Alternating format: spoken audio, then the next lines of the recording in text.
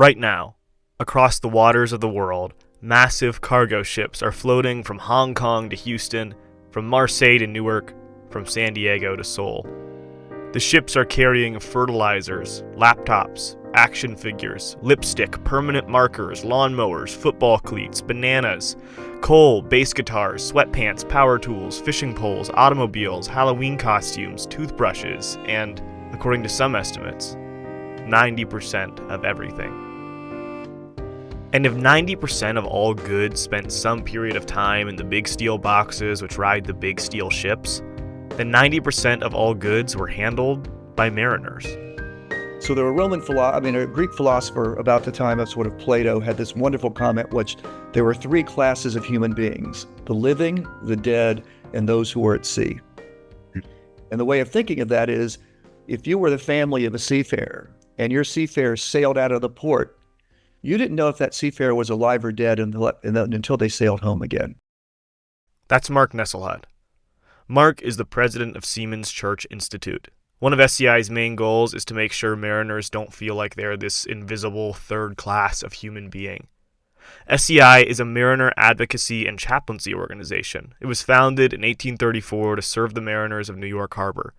It has expanded operations and now serves mariners all across the United States. I think the chaplain's roles, as I typically describe it, is how do you be, God's heart and hands in the world?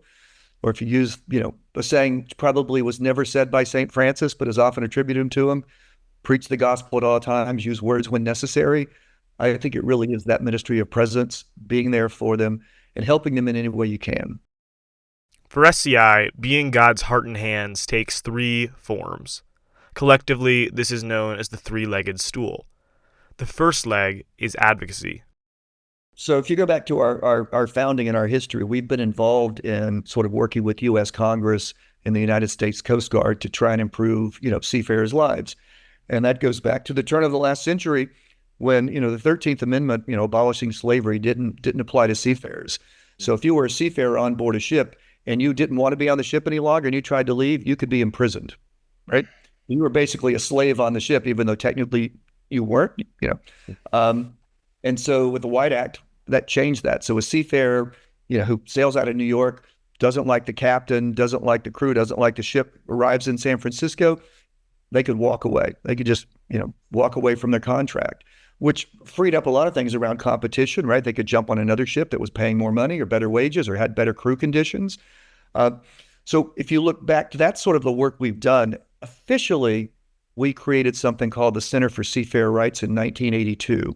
And that was staffed by clergy and attorneys, admiralty law attorneys, to try and work on the issues that were presenting themselves in U.S. waters at the time. And it was at a time when we had a tremendous number of abandonments of vessels. So you think crews not getting paid, vessels being abandoned, shore leave issues. So we got involved that way. At one point, we had multiple attorneys working on with paralegals, working out of the center in Manhattan and then later in New Jersey.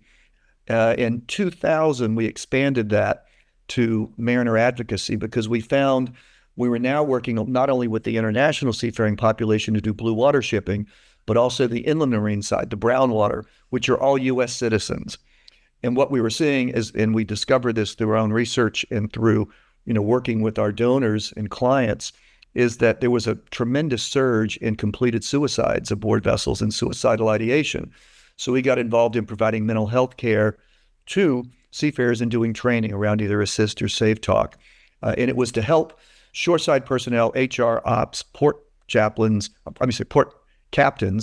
to be able to recognize the warning signs. And then that expanded to the captains of those vessels being trained to look for this as well, so that they could identify it before it happened. Or if it did happen, be there to try and move that seafarer or mariner to be safe for the moment, to either get them off and decrewed, to get them into sort of, hospital for treatment or whatever needed to be done. And the other big issue he's been working on for the last few years is on the treatment of seafarers accused of crimes while at sea. And so what that means is your ship comes into port, let's say you come into Santos, Brazil, the port state control gets on, they're inspecting, and they come across drugs in one of the 14,000 containers on your ship, right? And then all of a sudden they arrest the crew and they hold them. because they're doing the full investigation, even though there's nothing to link the seafarers or the master of the vessel to that crime and what is the treatment. And sometimes they'll be in prison for a year before this sort of works its way through. So that's what the Center for Mariner Advocacy does. In the U.S., we'll provide attorneys. If it's something overseas, we'll try to work with partners to see if they can get support. The second leg of the three-legged stool is education, which SCI has been doing since 1899. We trained U.S. Coast Guard officers, or not Coast Guard, U.S. Merchant Marine officers during the Second World War, several thousand of them at our center in Manhattan. And that just sort of evolved. And as simulator training came online, we really invested heavily in simulators with originally Norcontrol, which is now Kongsberg. But we also work with Wärtsilä simulators, which used to be Transys. So these are the two big companies that sort of operate those. And we did continuing education, whether it was radar training, STCW training, whatever needed to be done to keep seafarers licensed. In 1994, the inland marine industry came to us and asked if we would do training for them and for their mariners. And so we did research with them. We did some feasibility study work, and we identified Paducah, Kentucky, of all places, as being the ground zero where we needed to be. And in 1997, we opened a state-of-the-art training facility there, which is still there, which trains, a few thousand mariners every year. And then in 2001, at the invitation of one of the largest inland marine companies, Kirby, they wanted to open a center in the Houston Ship Channel. So in 2001, we opened a similar center that's now larger, that's in the Houston Ship Channel doing the same thing. We also introduced e-learning so that we could train mariners on, rules of the road, any kind of training that they need to stay compliant. We provide for the shipping companies or the maritime companies, and their mariners are basically able to access this on their mobile phone platform or whatever. So we have about 10,000 users for that program as well.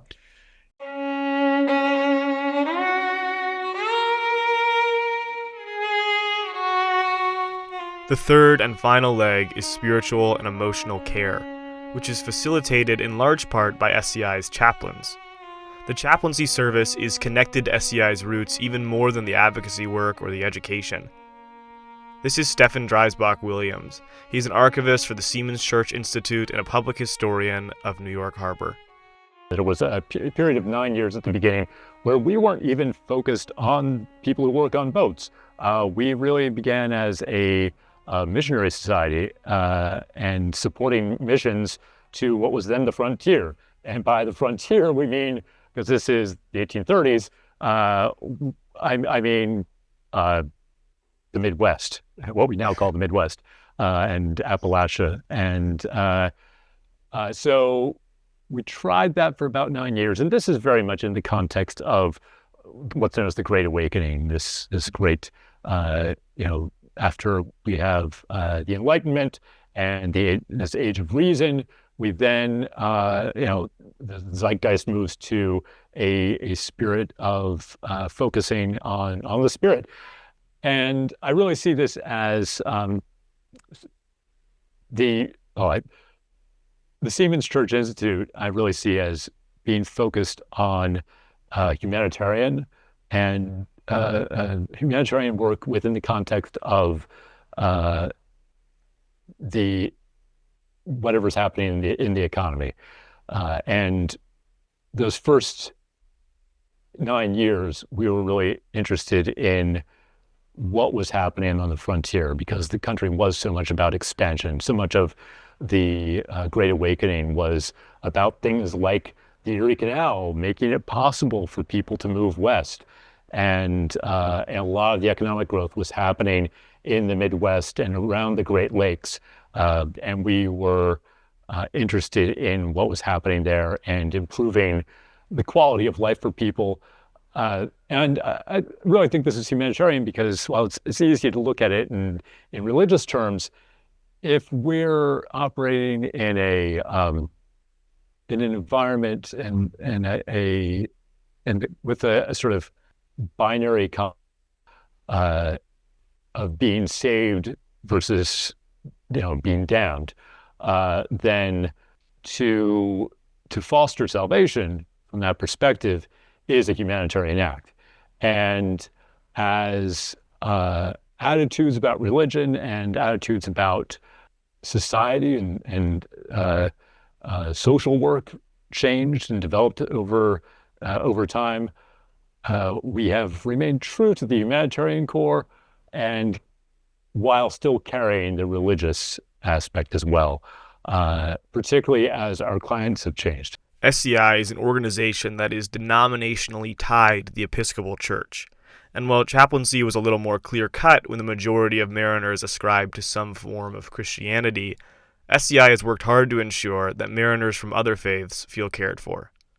I am confident that the makeup of the religions that we serve, the people that we serve, their religions has changed radically over the years. Even over 100 years ago, we were having our first documented encounters with Muslim seafarers, and didn't really quite know what to do with them, but accommodated them to the best of our abilities. Here's Mark again. Percentage in organized religion continues to decline. What I would, my take on it, especially with international seafarers, is you still have a large Roman Catholic population and Lutheran populations, but shipping and the international seafarer populace has really changed dramatically in the last 30 to 50 years, with a shift away from Western European and American seafarers to seafarers who are really from the Far East. So you think of the largest supplier for international seafarer labor is the Philippines, remains the Philippines, which probably accounts for about 30% of all seafarers. Beyond that, it's India, Malaysia. You have a large Chinese population now. So really, the work that a chaplain does on board a ship, especially if they're calling on an international ship with a Chinese crew or an Indian crew, is to meet whatever human needs or present themselves. Whatever they ask you to do, you try to lighten their load and make their day better for your having been a part of it. And so that can seem somewhat transactional. SIM cards, transportation to shopping malls or to sightseeing, those kinds of things. Counseling comes in when someone really wants to talk about something that's not going well for them. And I would say that takes the form of more typically just a general conversation, and then often can lead to a prayer.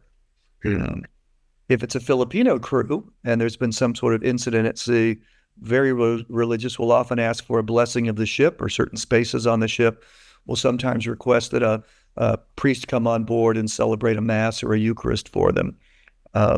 And so that's probably the most religious, or religious within the confines of Christianity, of most seafarers these days. SCI's drive to meet the practical needs of mariners is not new. Stefan explained that SCI was instrumental in providing life-saving care to seafarers in the early 20th century. Our biggest innovation was really in 1920. We, like 80% of ships had a medicine chest on board, but something like 5% of ships had a doctor on board. So you get injured or sick while you're at sea, you might be able to have the tools to fix you, but not the knowledge. But, I'm sorry, it was almost something like 95% of ships had a medicine chest. 80% of ships had a radio. And what the head of our education program figured out was, if we can, this is very early radio, so we're talking about Morse code over the radio, not talking. If we can just connect to a ship that's within range of us by radio, then we can give them medical advice by Morse code. And we might not be able to get to every ship around the world, but every ship around the world can get to, there are enough ships out there that if one of them has an emergency, they can get through a chain of ships to get back to us. We can be connected to every ship in the world if it's important enough for people to forward on that message. This is really early days of radio. Part of the Titanic disaster and legend is that they were just figuring out what the right code was for an emergency. Was it SOS or QFD? I can't remember what the other code was that, and they kind of went back and forth between the two. So radio was really in its infancy, and we were a major innovator with that. We developed this. Our call letters were KDKF, and you could tap out your Morse code. And if initially we were just there during business hours, and then figured out we needed to staff that 24/7, and we would call on the phone and relay that Morse code message to a hospital that that particularly Hudson Street Hospital served seafarers among others, and was sort of a charity hospital. And they had somebody by the phone ready to give expert advice, and we would Morse code that right back to whatever ship or network, or chain of ships would get to the seafarer in need. And that system, even though radio is developed and has largely been superseded by internet, that system is still in place today. There was John Thayer and I presented at a conference celebrating the centennial of telemedicine. Right when we were hearing about telemedicine in response to the pandemic, it all felt enormously current, and not enough people know that Seamen's Church Institute. Now, there's a lot of things we were early adopters on, but that was a thing we were an innovator on.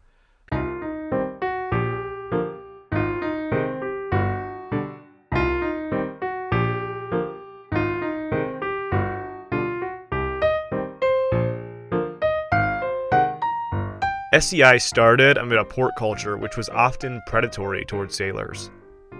And a lot of our work has been about shore leave, about taking care of seafarers. You're homeless effectively when if you're not on a ship, your job ends and you haven't got a new job.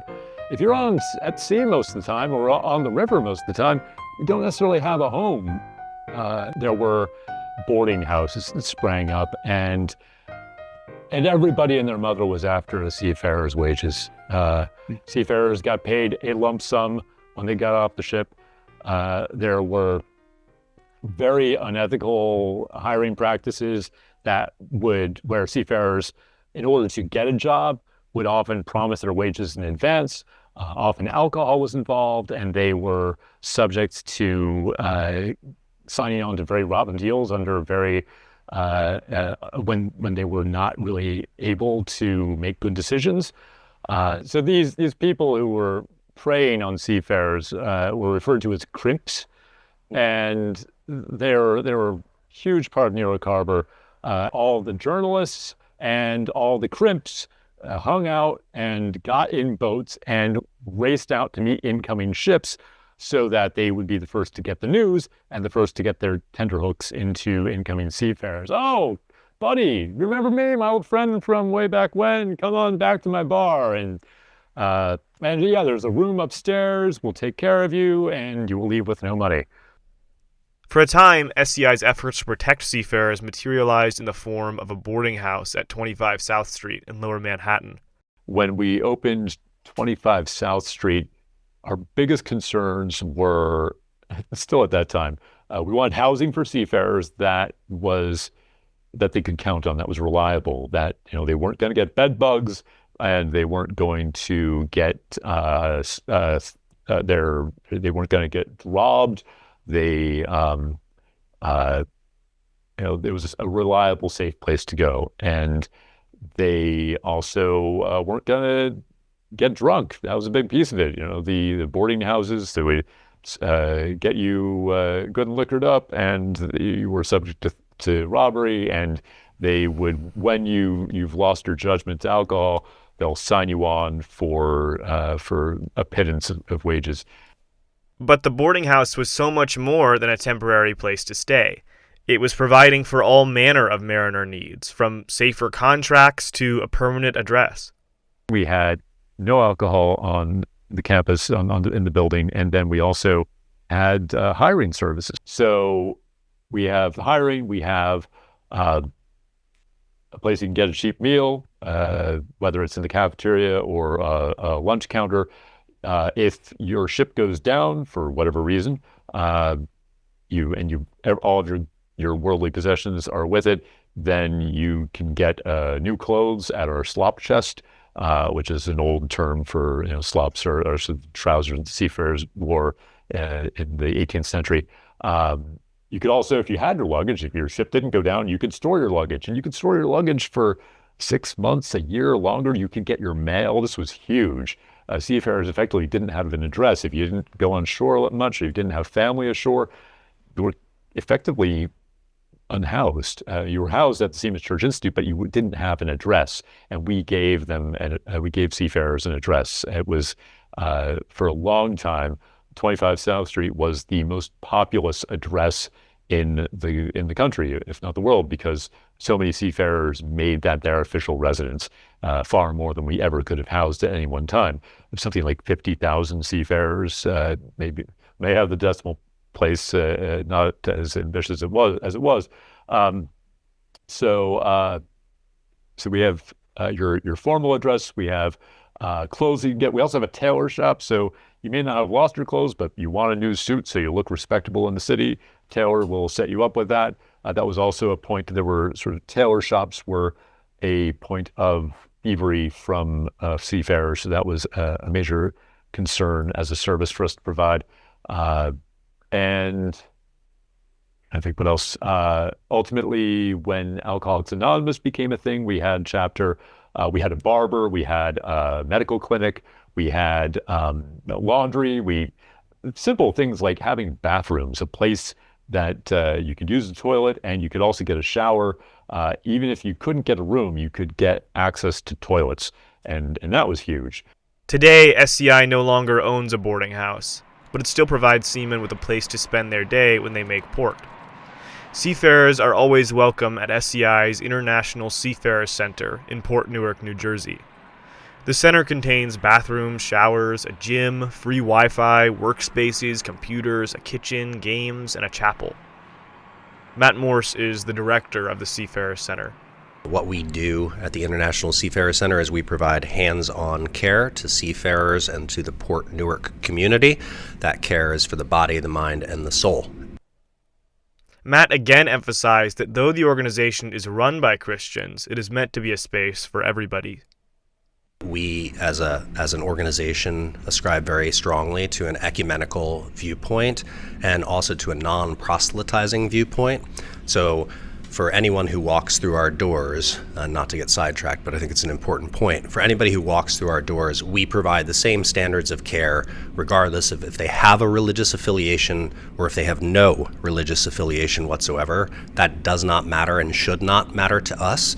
The way that I try to explain it in my elevator pitch to people who are learning about our organization for the first time is, it is not our job to ever tell you what to believe. It is our job to take what we believe and use that to help other people. And that is, I believe, part of our mission here. Before his position at the ISC, Matt was a lawyer. I had been an in-house attorney for over a decade with a financial services organization in Manhattan. And while I found it very intellectually fulfilling, I also found that there was something missing from my larger life. And about 6 years ago, I was asked to serve on the boards of two well-established New York religious organizations as a result of my church affiliation. Those organizations were going through very difficult times financially, and they were also experiencing growing pains with regard to their governance and their processes. And to whatever extent I was able to be of help to them, what I found over the course of my service with them, and that service continues through this day, is that I enjoyed that work so much more than I enjoyed suing people or pushing paper. And I discovered, with the support of my beautiful wife, that I desired to make a shift into a director role with a nonprofit that was providing boots-on-the-ground assistance to real people. Matt still remembers one of his first interactions with a troubled mariner. When I interviewed for this job in June of 2024, Father James Colin took me out on a vessel visit to show me this is the work of the chaplains, this is what we do. And my first seafarer encounter involved having a very deep conversation with a Filipino seafarer who was deeply worried about his family situation at home and was dealing with a partner at that time that he felt was perhaps not treating him particularly well in a long-distance relationship, and he was worried about his child. And what he needed in that moment was not someone to tell him what to do necessarily, but someone who was not one of his 19 fellow crewmates to listen to him and to hear his problems. I listened very closely in the moment, of course, telling him, this is my first day on the job and you probably want to speak with Father James. But for whatever reason, he said, no, I want to talk to you. And so we sat down and I listened to him for about 20 minutes, and I was able to really take in where he was coming from emotionally and let him know, you are seen as a human being. I'm sorry that you're going through this. Here are my thoughts around this. Here are the kind of resources we might be able to offer you. And really, what else can we be doing for you? And his response to that human connection was deeply, profoundly meaningful to me. He got very teary-eyed and he just thanked me for being present with him and for being someone that he felt he could talk to in the moment. And that left a real mark on me. One of Matt's main goals is to make mariners feel less invisible. The U.S. Census Bureau shows a steady uptick of e-commerce every year for the last 10 years. People are less connected to the products they purchase than ever. Matt believes so many people have no idea that the goods which shape their lifestyle are transported by the millions of people who work on cargo ships. We have a term for it, sea blindness, for folks who either don't see the fact that shipping exists on the oceans, and for people who don't understand that seafarers are at the heart of the economy that we frankly take for granted a lot of the time. While sea blindness abounds across the nation, the work of SCI's chaplains remains vital to ensuring that mariners are seen. Reverend James Collin is one of these chaplains. He works at Port Newark. James is originally from the Philippines and has served with SCI for 25 years. Ship visiting is the main activity that we do here, where we go on board and visit the crew and talk to them and see what they need and hear the stories and create some wholesome, inspiring conversations. And that's basically the activity that we do, whether it's a one-on-one, one-on-three, or one against 22 or 25. So it varies on how many are available to talk to. So every day is different face, different person, except for one or two ships that come here regularly, where we almost we know them, they know us. So yeah, but mostly every day is different people. James reemphasizes the contrast between how important seafarers are and how unseen they are by most consumers. They are not the most popular workers on earth, but they do a lot for a world economy. And most of, if not all, seafarers are the main breadwinners in the family. So the family depends on them. And so those are some of, and they are I call them the bearers of, they bring the comfort to the earth. Without them, we cannot enjoy what we enjoy, the goodies that we need. Seafarers help provide vital resources to the American people. Millions of Americans are fed because of food shipped from overseas, and millions of Americans stay alive because of medical equipment shipped from overseas. But for how vital they are for the life of the average American, the isolating lifestyle takes quite a toll on mariners. One study published in Sage journals found that 30% of mariners studied exhibited signs of depression. Furthermore, a report by the World Maritime University found that up to 7.7% of seafarer deaths are confirmed suicides. One of the ways SCI's chaplains seek to aid the mental health of the seafarers they encounter is simply by using their ears. Well, basically, we do a lot of listening. We hear stories, we share stories. It has to be mutual though. When they tell me their story, I tell them my story too, to make it mutual and trust, build trust, and then empathize. If somebody is dead in the family, sympathize, of course. And it's more of a since it's end of the day, it's them and their family having the problem anyway, and we are just there for a short period of time. So what can we do but to listen, share stories, and inspire them, motivate them, and all kinds of pastoral care and suggest positive thinking and courage and faith and all of that. For Reverend Bill Allport, another New Jersey chaplain, his work isn't just about serving seafarers. It's about serving the entire Port Newark community. And they're like, well, my day starts, I get there and we figure out our ship visiting, and you get in your car and you go, and so then it starts. As soon as you see the first person, and that first person may be the truck driver that walks into the International Seafarer Center, or it could be the security guard when you pull up to the first terminal. That starts the flow of conversations you have, because every one of those points is another person that you get to be present with. And one of the great, I mean, when people drive by Port Newark, when they're going to Newark Airport, one of the things is it looks like this thing that's far off, but when you come close, everything is just so big and enormous. But the reality is everything has somebody in it.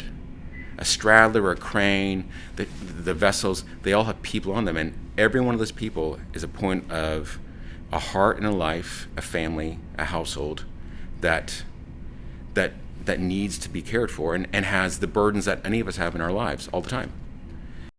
One memory that sticks out to Bill is an interaction with a Filipino mariner after he brought the man an SD card. He's like, oh, let me show you. And his daughter was in the local, the Philippines Has Talent competition. And his wife had sent him links again and again. And so he took a chance to put the card in, get his phone set up, and then beam it to the TV that's in the crew lounge and say let me show you. And then to watch his 10-year-old daughter sing with a beautiful voice, but then to see him just finally get to see her. And I think he had still 3 more months left on his contract. So 6 months away, 3 months maybe at best till he could be home. And so just to be with him in a moment where he felt connected again to his family. Mark, SCI's president, has also served as a chaplain from time to time. He also remembers a moment when Seamen's Church did so well what it was designed to do.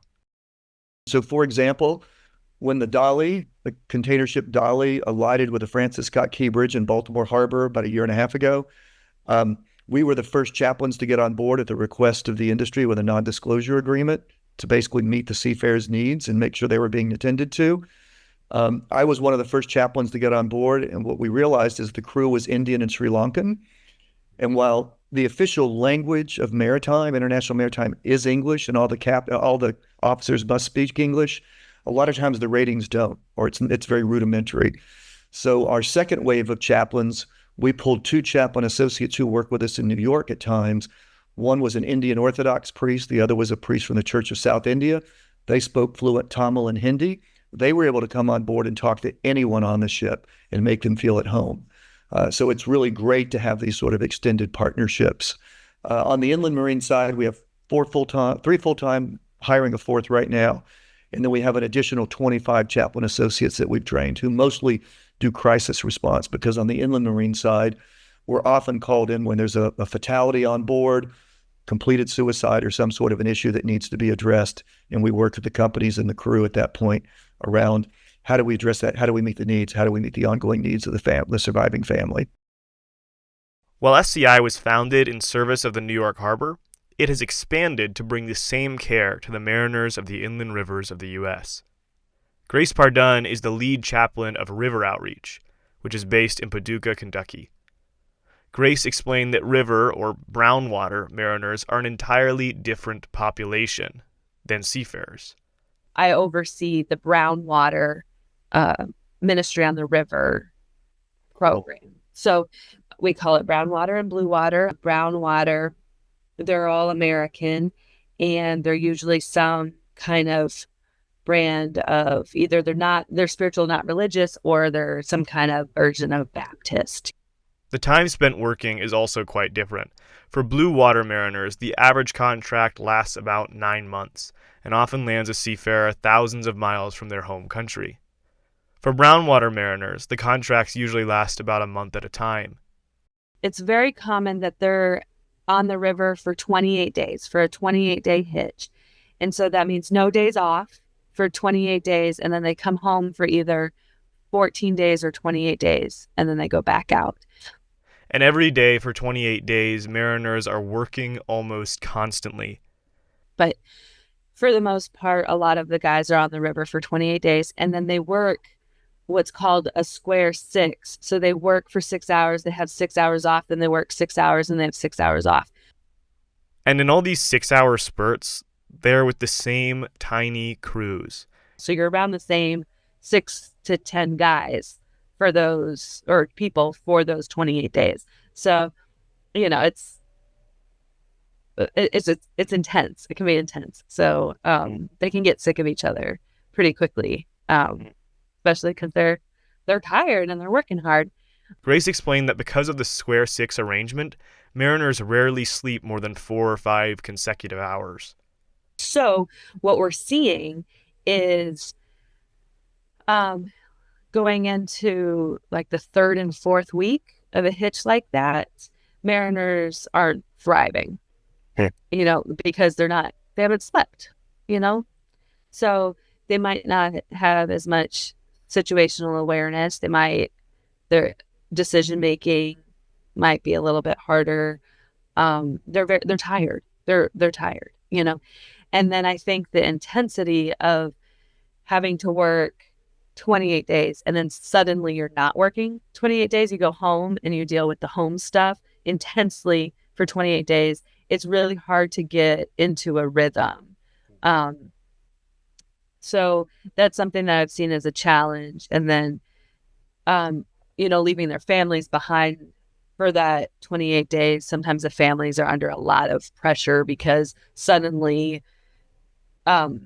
there's only one person at home to take care of everything. And there's, 6 months out of the year, they're on the river if you just do it that way. And so that's 6 months worth of birthdays and holidays that they miss. And that can be really heartbreaking. On top of the exhaustion, the work is extraordinarily dangerous. According to the CDC, quote, maritime industries have a higher fatality rate and risk of injury and illness than the national average for all workplaces, end quote. The combination of heavy machinery, natural disasters, and limited health resources have made seafaring a sometimes deadly occupation. The conditions are so brutal that, according to Grace, only 10% of deckhands make it through their first year on the job. It can be very dangerous because the deckhands are actually out on the barges. So they are physically, and when I was doing my training, as my chaplain training, the person training me in took me out and had me walk the barges and took me to the places where we see the most fatalities. Because she said, I want you to be in the location and see how dangerous it is. And this is how people can die, and I need you to see it. And she just put me there, and I was like, yeah, that's terrifying, because the barges are not, the part that you can walk on it is not very wide, and there's, all kinds of tripping hazards around. You have to be very, very aware. And so in all conditions, they can be expected to, it could be snowing, there could be ice, the river splashed up and then froze, because the barges are metal and they're so much colder. So they're walking on ice that close to the river. In the summers, those barges can get, really, really hot. So it might be 100 degrees on land, but on those barges, it could be, 150, 200 degrees walking around there because they're just in this hot. So they have really adverse conditions that they're having to work in. And they don't get to just hang out in the boat. They have to go do some pretty scary things. Deckhands go to the far end of the barge when you're going through a lock. So they're like 1,000 feet away from the wheelhouse so that they can be the eyes for the captain in the wheelhouse, and they're talking on the radio about distance and stuff. I mean, that's really dangerous right out there. So, so they experience those kinds of challenges. Like, the work can be very dangerous, and it can be very boring too, because you can be just like sitting in line at the lock waiting to go through for like 4 days, and you can only clean the boat so many times. You can only paint it so many times. You can only repair things so many times. So there can be these really highly intense, dangerous moments, and then very boring other times too. So it's just it's a job filled with extremes. Grace's job is different every day and can involve duties from ship christenings to grief counseling. My passion is like when people are going through a devastating event, I love to be there with them and to offer just some little bit of help however I can, some comforting presence. Grace also emphasized that the shipping companies have not been a blockade to SCI's efforts, but a partner. Our reach it's not just local, we're everywhere, and all the major companies know about us, and we're supported by them. And so there is this wonderful relationship we have with them. So many of the companies, the barge companies, see a value of the SCI chaplain. Like they see that because we have certain standards that we expect of all of our chaplains, even our volunteers, that there's just this higher level of training that we have and a higher level of professionalism. And so the companies know and respect SCI. And it's our entire purpose is to serve mariners. And also we couldn't do it without the support of all of the companies too. So we have this like really beautiful relationship, and it's been so incredible as I'm getting to know these companies to hear how much they value SCI. And sometimes something might happen, or they have an employee that's going through a hard time, and they will give our information to the employee, and it just makes everybody feel better because they know that SCI is going to be in their corner, and so that we're able to provide this comfort of, if you need us, we're here, and just them knowing if you need us, they're here. I've seen a lot of anxiety around tough incidents that go down. So I'm really proud to work for an organization that has so much trust with the industry. Every day, millions of mariners wake up in the middle of the water, surrounded by goods which will make their way into countless homes, businesses, and bellies. For 200 years, the Seamen's Church Institute has worked hard to make sure that the men and women who are responsible for making so many Americans comfortable and healthy are not only recognized, but actively cared for. And as the industry changes, there is no shortage of ways to care for mariners. Along with the everyday struggles and dangers of the profession, Matt explained that shore leave continues to shrink, meaning seafarers get less and less time on solid ground.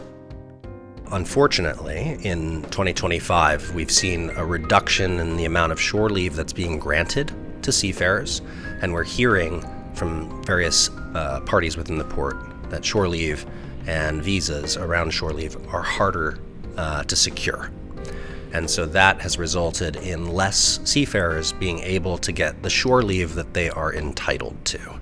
And I think that's an interesting fact for your audience. Obviously, there are a lot of factors that go into something like restrictions on shore leave, but certainly our current climate has made it more difficult for seafarers to get the shore leave that we believe they are entitled to as human beings. On top of this, Stefan explained that many companies are beginning to discuss the use of ammonia as an alternative to fossil fuels, which he explains is a recipe for killing seafarers because you don't want to breathe that. But SCI is not going anywhere, despite these challenges. One thing I'm sure about is that shipping is uncertain, and that people are and will continue to be at the center of shipping and will be affected by shipping And just as we were on the scenes through the transition that the longshoremen went through during containerization, and the transition from sail to coal to petroleum, we're focused on our mission. And our mission is the people who make shipping possible, and we'll be there through this transition too.